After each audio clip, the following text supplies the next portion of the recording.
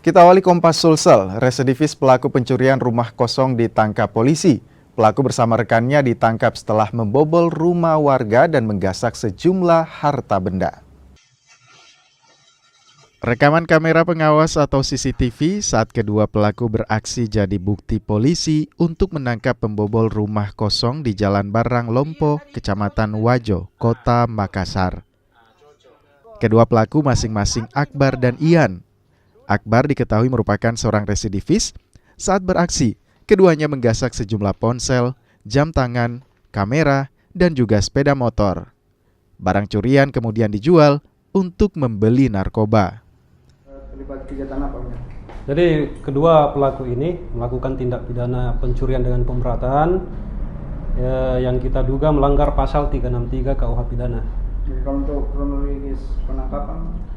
Jadi kronologis penangkapan setelah kejadian, 1 minggu setelah kejadian, tim Resmo Polsek Wajo memperoleh informasi tentang keberadaan kedua pelaku, dan yang pertama dilakukan penangkapan yaitu AK.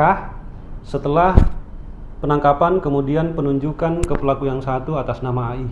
Betul. Jadi hasil curian ada 3 item hasil curian. Pelaku gunakan, pertama dia jual secara online, kemudian ada 2 unit dia tukarkan dengan narkoba. Kedua pelaku kini ditahan di Polsek Wajo Kota Makassar dan terancam hukuman 9 tahun penjara.